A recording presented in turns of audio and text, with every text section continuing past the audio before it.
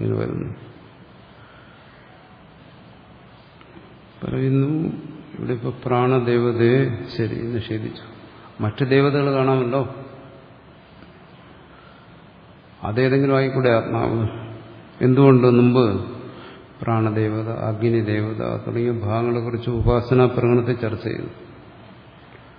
അധിഷ്ഠ തുടങ്ങി ആത്മന്യ ഗ്രന്ഥേന ഗ്രന്ഥേന ഗുണവത് ദേവത ഭേദസ്യ ദൃശ്യത. ദേവതകൾക്ക് ഭേദം വരുന്ന എന്തുകൊണ്ട്? ഗുണങ്ങളെ കൊണ്ട്. അഗ്നിദേവത വേറെയാണ്, പ്രാണദേവത വേറെയാണ്, ഇങ്ങനെ പറയുന്നു. അതുകൊണ്ട് ഇവിടെ മറ്റേതെങ്കിലും ദേവതയാണോ ഉദ്ദേശിക്കുന്നത്? എന്നാ തസ്യ പ്രാണേ ഏകത്വഭ്യൂമാ കാര്യമില്ല. കാരണം എല്ലാ ദേവതകളും പ്രാണദേവതയിൽ ഏകീഭവിക്കുന്നു. സർവ ഉപാസനകളുടെയും അന്തിമമായ ഭാഗമാണ് ഹിരണ്യഗർഭ ഉപാസന. ഉപാസനയിലൂടെ നേടേണ്ട പരമമായ സ്ഥാനം ഹിരണ്യഗർഭപ്രാപ്തി. അതിനപ്പുറമൊന്നും നേടാനില്ല വൈദിക ഉപാസനകൾ.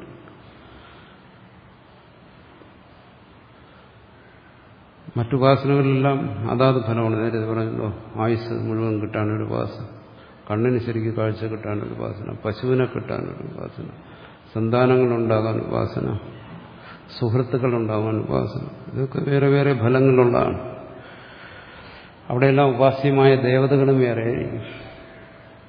പക്ഷെ പ്രാണോപാസനയാണ് മുഖ്യം, ഹിരണ്യഗർഭപ്രാപ്തിയാണ് മുഖ്യമായ ഫലം. അതുകൊണ്ട് സർവ ഉപാസന ഫലവും ഇതിൽ അന്തർഭവിച്ചിരിക്കുന്നു. സർവ ഉപാസ്യ ദേവതകളും ഇതിൽ അന്തർഭവിച്ചിരിക്കുന്നു. അങ്ങനെയുള്ള പ്രാണദേവതയെ നിഷേധിച്ചാൽ പിന്നീട് ഒരു ദേവതയും ശേഷിക്കത്തില്ല. തസ്യ പ്രാണേവ ഏകത്വഭ്യൂമാ സർവ ശ്രുതിഷു അരനാഭി നദർശന. ശ്രുതികളിൽ പലയിടത്തും പറയും അരനാഭി ദർശനം. ആരക്കാലുകളും അതിൻ്റെ നാഭി, വണ്ടിച്ചക്രം അതിൻ്റെ.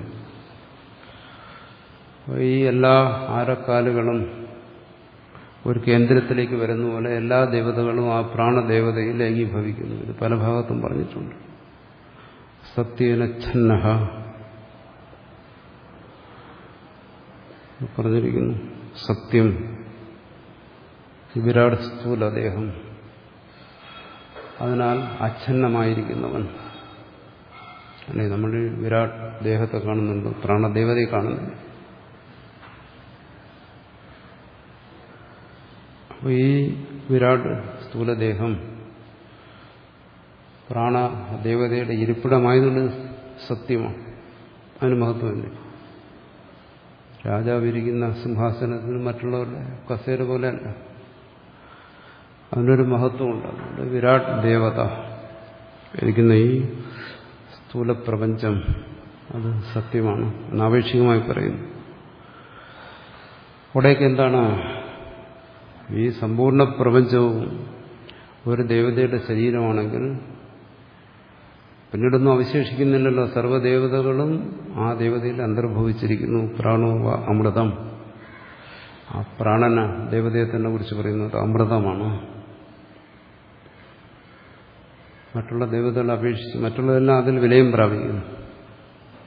മറ്റുള്ളതെല്ലാം വിലയം പ്രാപിക്കുമ്പോഴും അത് നിലനിൽക്കുന്നു. അതുകൊണ്ട് ഇതിജ പ്രാണബാഹ്യസ്യ അന്യസ്യ അനഭ്യൂമാ ഭോക്തഹു. അതുകൊണ്ട് ആ പ്രാണദേവതയിൽ നിന്ന് അന്യമായി ഒരു ഭോക്താവ് ഇവിടെ ഉണ്ടെന്ന് വേറൊരു ദേവതയെ സ്വീകരിക്കാനും സാധ്യമല്ല. ഭോക്താവ് ആത്മാവ് തന്നെയാണ്. യേശ ഉഖ്യേവ സർവേ ദേവാഹ. സർവദേവതകളും ഇവൻ തന്നെയാണ്. കഥമേകോ ദേവ ഇതി പ്രാണ ഇതി. ശരി, ഒരുപാട് ദേവതകളെ കുറിച്ച് പറയുന്നുണ്ടല്ലോ, സൂര്യനും ചന്ദ്രനും അഗ്നിയും എല്ലാം. ഒരു ദേവനെ കുറിച്ച് പറയുക. ഏകദേവൻ ആരാണ്? അത് പ്രാണൻ.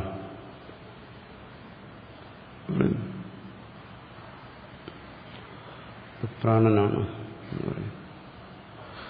അപ്പോൾ വേദങ്ങളിലും ഇവിടെയും ഉപനിഷത്തിനൊക്കെ ചർച്ചയുണ്ട്. ദൈവം ഏകനാണോ അതോ പലതാണ്? നമ്മൾ സാറിന് പറയാറുണ്ട് എന്താണ്, നമുക്കൊരു ദോഷമായിട്ട് നമ്മൾ ഒരുപാട് ദേവതകളെ സ്വീകരിക്കുന്നു.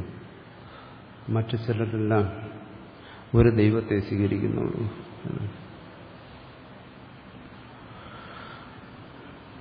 അത് ഒരു പോരായ്മയാണ്.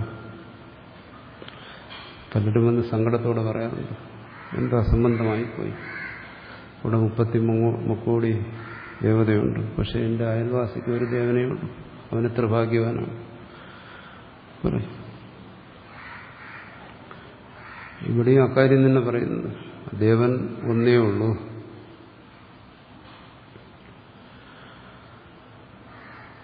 കഥമ ഏകോ ദേവ, അത് പ്രാണനാണ്, പ്രാണദേവതയാണ്. കാരണം ഏകത്വം അനേകത്വം ഇതെല്ലാം ആപേക്ഷികമാണ്, ദ്വൈതത്തിൽ അന്തർഗതമാണ്. ഏകമെന്ന് പറഞ്ഞാലും അനേകമെന്ന് പറഞ്ഞാലും. അപ്പൊ ദേവൻ, ഈശ്വരൻ, ഏകം മുമ്പ് നമ്മൾ പറഞ്ഞിട്ടുണ്ട്. ഏകൻ എന്ന് പറയുന്നത് വലിയ ശ്രേഷ്ഠമായ കാര്യമൊന്നുമല്ല, അത് ദേവതാ തലത്തിൽ പറയുന്നതാണ്. ഇവിടെ പറയുന്ന തത്വത്തിന്റെ തലത്തിൽ ഏകമൊന്നും അനേകമൊന്നും ഒന്നും പറയാൻ കഴിയും. അതിന് പറയുന്നത് എന്താണ്? അദ്വയം. ഏകവും അനേകവും അല്ലാത്തതുകൊണ്ടാണ്. അനേകമുള്ളിടത്ത് ഏകമുണ്ട്. അതുകൊണ്ട് ദൈവം ഒന്നെന്ന് പറയുന്നത് ഒരു മഹത്തായ കാര്യമൊന്നുമില്ല. ദൈവം ഒന്നെന്ന് എവിടെയെങ്കിലും പറയുന്നുണ്ടെങ്കിൽ ആ ദൈവം കേവലം ഈ പ്രാണതലത്തിലുള്ള ഒരു ദൈവത്തെ, അത്രയേ ഉള്ളൂ അവിടെ ദൈവസങ്കല്പം. അതിനപ്പുറമുള്ള പരമാർത്ഥ തത്വത്തെ അല്ല പറയുന്നത്. ഇവിടെ പറയുന്ന ഈ പ്രാണദേവത, അതിനെയാണ് ഏകദൈവം എന്ന് പറയുന്നത്. എന്തുകൊണ്ട് അത് പറയുന്നത്? സൃഷ്ടിസ്ഥിതി സംഹാരങ്ങളെല്ലാം ചെയ്യുന്നതാണ്, നിഗ്രഹാനുഗ്രഹ ശക്തിയുള്ളതാണ്, ഏകനാണ്. അത് തത്വചിന്തയുടെ പരമകാഷ്ഠയൊന്നുമല്ല, ദൈവസങ്കല്പത്തിന്റെ ഏറ്റവും ഉയർന്ന തലമൊന്നുമല്ല ഈ ഒരു ദൈവമെന്ന് പറയുന്നു. മുമ്പ് പറഞ്ഞതുപോലെ ലൗകികമായ ദൃഷ്ടിയിലാണ്. അത് പൂർണ്ണമായ ആധ്യാത്മിക ദൃഷ്ടിയല്ല, ആധ്യാത്മിക കാഴ്ചപ്പാടല്ല. പൂർണ്ണമായ ആധ്യാത്മിക കാഴ്ചപ്പാടിൽ എന്താണ്? അത് അദ്വൈതം. അതാണ് അദ്വൈതം എന്ന് പറഞ്ഞാൽ ഏകം എന്നുള്ള അർത്ഥമല്ല. ഏകം പലതുള്ളിടത്ത്, ഏകത്തിനും അനേകത്തിനും അപ്പുറമാണ് അദ്വൈതം. അപ്പൊ ഏകദൈവം എന്ന് പറയുന്നത് എന്താണ്? ആ അദ്വൈത സങ്കല്പത്തെ അപേക്ഷിച്ച് നോക്കുമ്പോൾ അത് ഒരു നിലവാരം കുറഞ്ഞ കാഴ്ചപ്പാടാണ്. നാനാ ദേവതകളെ കുറിച്ച് സങ്കല്പിക്കുമ്പോൾ അത് നിലവാരമുള്ള ഒരു കാഴ്ചപ്പാടാണ്.